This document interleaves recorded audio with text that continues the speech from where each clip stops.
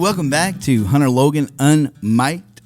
We are back for another episode. And when I left you, I was telling you about joining the military, joining the Air Force, hooking up with Uncle Sam. And that is exactly what happened.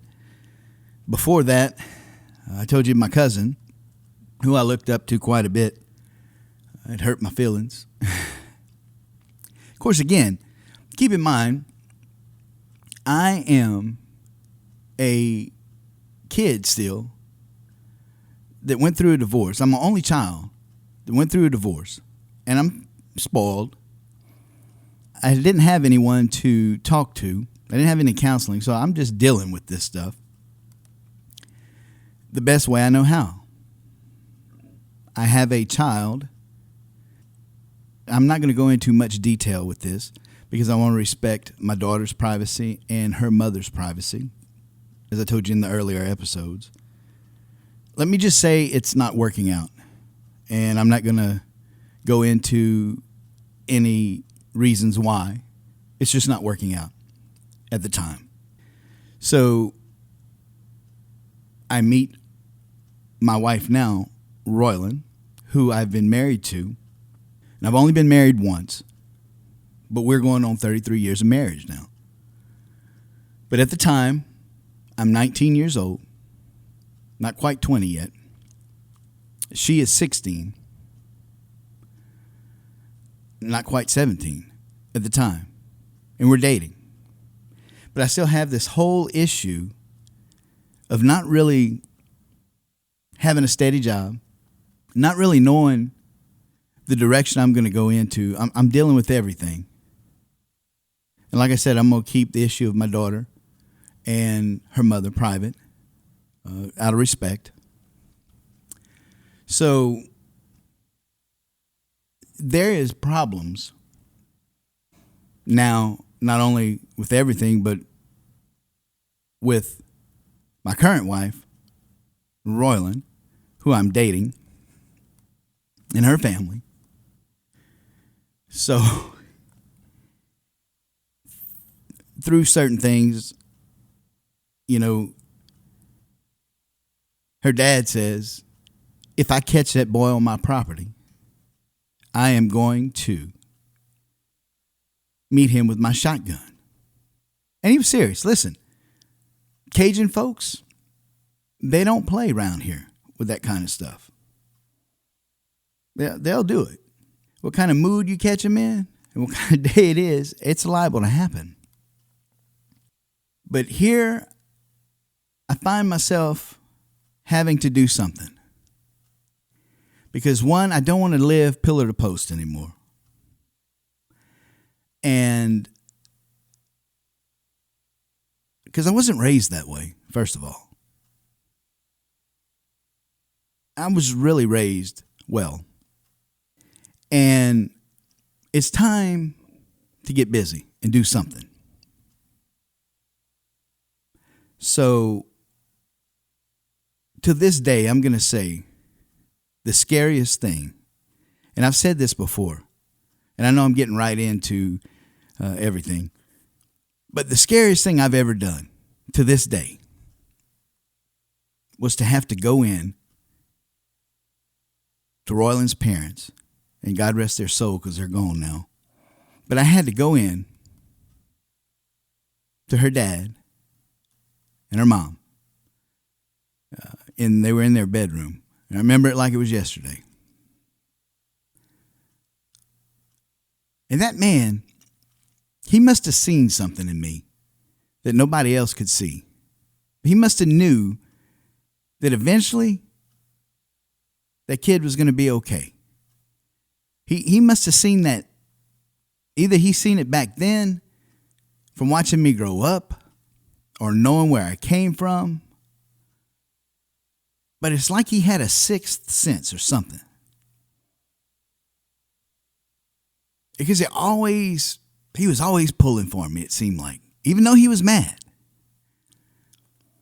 But the scariest thing is to go in there and look that man in the eye and tell him that, hey, I'm going to take care of your daughter. I'm going to join the Air Force, and I'm going to marry her, and I'm going to take care of her. I know what it looks like now. I know what my track record has been. But I'm telling you, I'm going to do this. I'm giving you my word that I'm going to do this. And that's what I told him. And you know what he said? Okay. That's what he said. Okay. He didn't give me no ultimatums. I didn't have to jump through any hoops. You weren't going to have to do this. You weren't going to have to do that. Okay. Now keep in mind, she is 16. I am 19. That's fairly young. But at 16, that girl knew what she wanted. Now, my mom and my stepdad, and even my real dad, really didn't know any of this was going on. So when I sprung on them that I was getting married to Royland, it was a big surprise. It's like it came out of left field. Because I really wasn't talking to them all that much. I was still talking to my mom a little bit, but I was still kind of ticked off at my stepdad, I guess you could say. Still kind of definitely didn't want to talk to my dad at all. Still really pissed off at him. And he's living with that lady still, and I just... Now, I'll tell you something. I carried over 20 years of bitterness with her. God has delivered me of all that. And you got to understand something as well. When I'm referring to my stepdad and my real dad, again, I preferenced this in earlier episodes, but all of that is done now. I mean, they're both dads now. So when I introduce them to people, I say, this is my dad, because they're both dads. That's all water under the bridge. I'm just giving you a history to get you up to the point to where we're going to go when we finally get there. And I can't wait because, man, the stuff that is happening right now, this is what I really want to be talking about. But we'll get there. We'll catch up. So I really wasn't talking about what was going on with me too much. And so the marriage thing was really kind of a surprise when I brought it and told my mom about it. But again, what do? I mean, it was like, oh, well, you know. And I had already put Royland through the ringer early. I'm just going to leave it at that. I'm not going to go into details, and she had to endure some stuff from the get-go. I came with baggage. Let me just tell you that. I came with baggage. And again, I'm carrying a dead dream that never did die. It's still there. And that thing is eating at me. I'm trying to suppress it. And I'm talking about the music. I'm talking about the music thing. I'm trying to suppress it, but it's not. It's there. In fact, I told her, I said, listen, and this is one of the most ugliest statements I probably ever made. And I'm going to clean it up a little bit because it was a little bit uglier than the way I'm going to say it now. But I said, I was married to my guitar before I was married to you. I said, always remember that I'm married to my guitar before I'm married to you. I said it jokingly, kind of, but I was serious, pretty much. But she never, ever, and I got to give this to her, she never, ever, ever, ever said, that's it, choose me or the music. She never, ever said that. Now, later on, when we get to some other parts in this podcast, she didn't say it, but she was doing it, and she had every right. But she was getting ready to leave. She had every right to. And truth be known, I wouldn't have blamed her if she did. But I thank God for the chance. And he worked a miracle, and we're still together. But that's going to be in another episode. So let me get back to where we were. I go to basic training. I'm off to the Air Force, writing letters, working towards getting things in order so we can get married. And as luck would have it, during basic training, and this is in Lackland Air Force Base in San Antonio, Texas. This is where we did our basic training. As luck would have it, you get this one day where you get a leave and your family can come. Your wife, your girlfriend, they get to see you other than the graduation day. And they get to see you and you get a day to spend with them. Because basic training is like 6 weeks. It was either 6 or 8 weeks. I think it was 6 weeks, if I can remember right. And something had happened. And it wasn't me, but the guys I was with, and somebody didn't do something, and we weren't able to go. So we got punished, and we weren't able to go. And it didn't happen till the last minute. So my mom and Royland and my dad and all that, they come down, and I'm not able to go. I'm not able to go off the base and do things. But I think I got to see him just a little bit. Like, I think they gave us an hour or 2 hours to at least see him because they drove that far. I think. Or maybe it was just for graduation I got to see him. I can't remember. I don't know if it was for graduation they drove down. I just can't remember, be honest with you. So I get through basic training. It's time to go to tech school, which is in Wichita Falls, Texas. So, Wichita Falls, Texas. Here we come. Leave there. And tech school is 8 weeks. I believe, if I'm not mistaken, it's another 8 weeks. It's time to go to another tech school for more training, which is going to be at Langley Air Force Base, Virginia. But while I'm in tech school in Wichita Falls, Texas, I call my wife, who is currently, at the time, not my wife. She's my girlfriend. And I do the most romantic proposal ever known to man. I go to the payphone that we have in the dorm there, and I call, and I say, hey,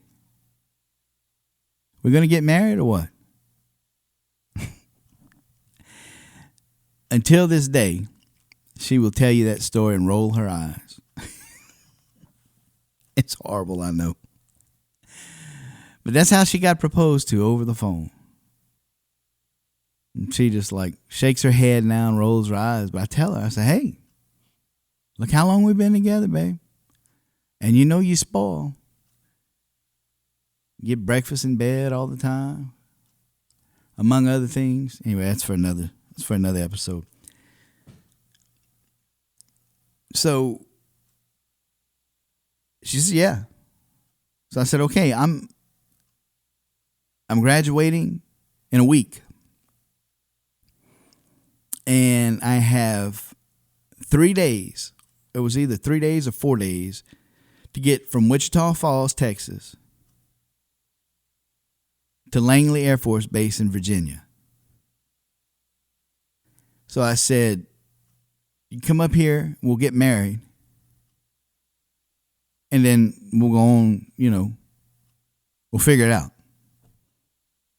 She says, okay. I mean, this woman, listen, she would do, I'm telling you, if I said we're going to have to live in a cardboard box, she would have did it.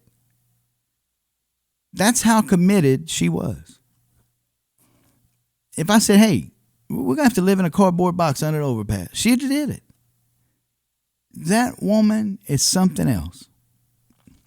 That's why I love her so much. This is one of the reasons I love her so much.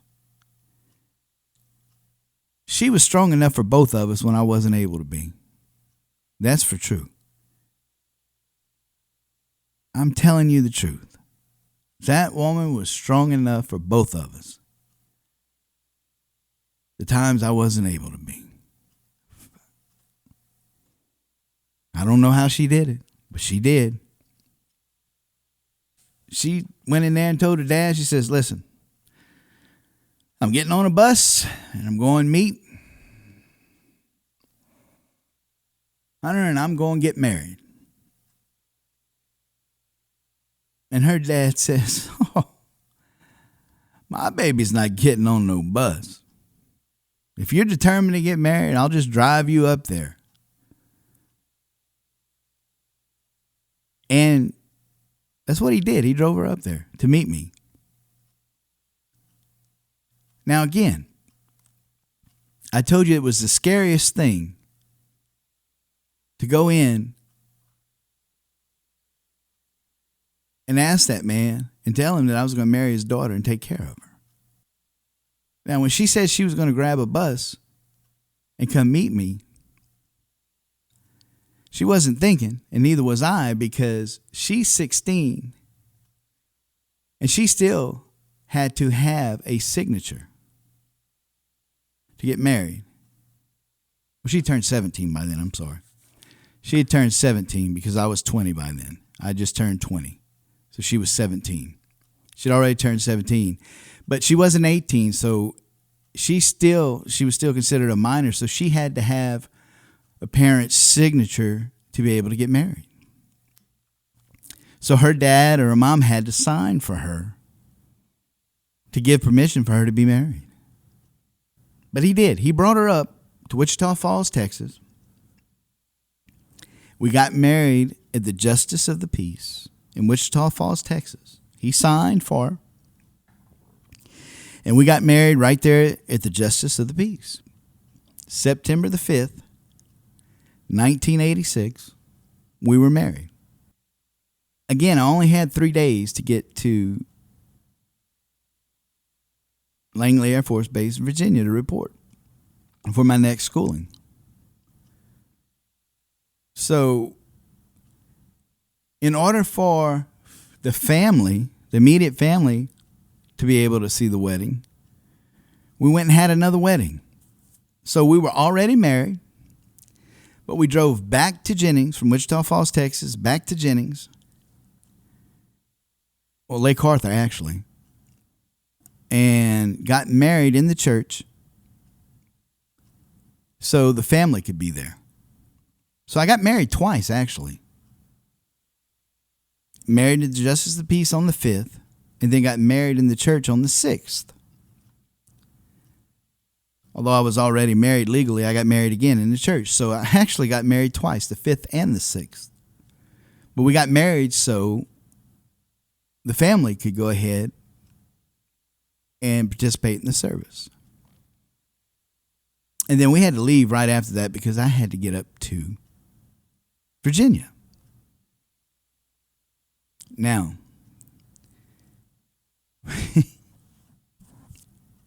I don't really have any great transportation to get up there. Again, I am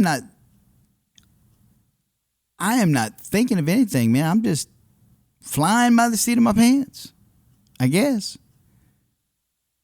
Because I don't know. I don't even remember if I had a vehicle or not. I don't think I even had a vehicle. I think the vehicle that I had got sold or wasn't right. I can't even remember. But her dad had just bought a Nissan Sentra.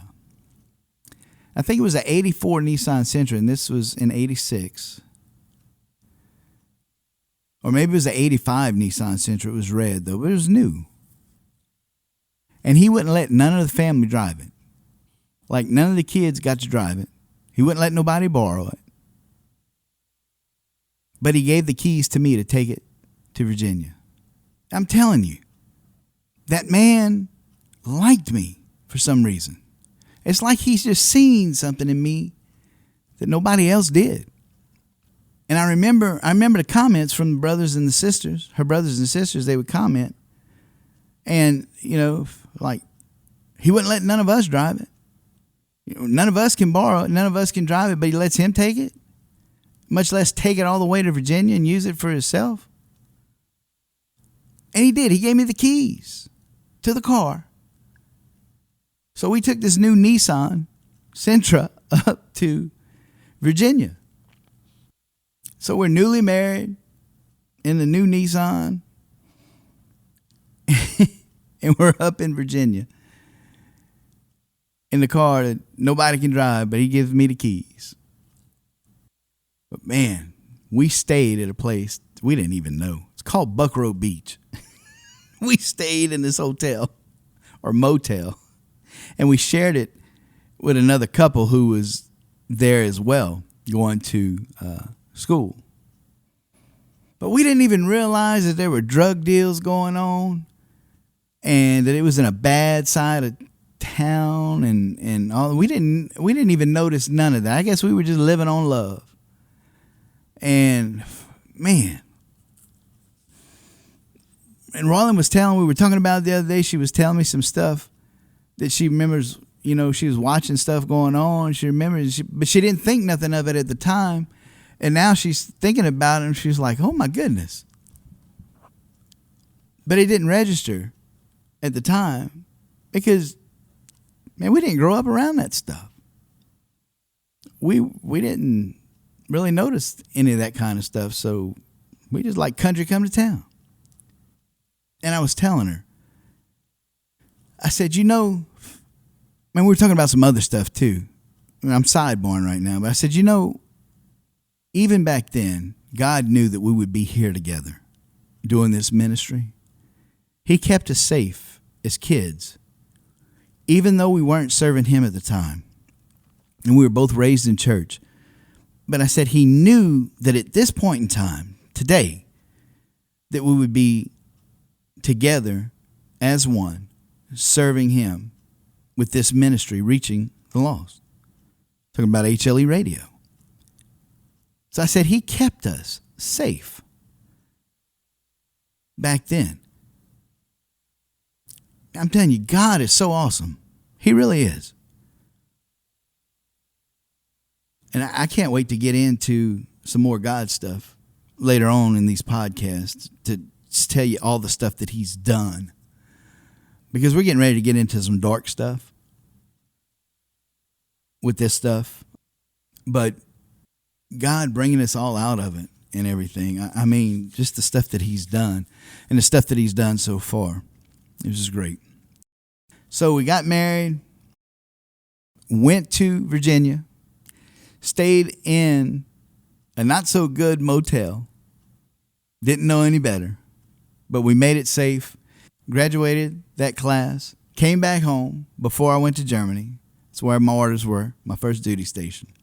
And spent some time before we left. So I'm going to leave it right there. When we come back next episode, I'm going to tell you about Germany and the events over there and all the fun we had, because we had some fun in Germany. Man, that was a great tour. I ended up loving it over there. We were really sorry we left when we got back. We was like, we should have stayed in Germany. But I'll tell you all about that on the next episode. Hey, tell some folks about Hunter Logan Unmiked. Of course, it's in all the podcast places. Tune in, Spotify. I think it's the one I always forget, Spotify. iTunes, Switcher, podcast.co, even on our website, hleradio.com. Check out the morning show Monday through Friday on hleradio.com. We got free apps. Hey, hope to see you next time. This is Hunter signing off. We'll see you.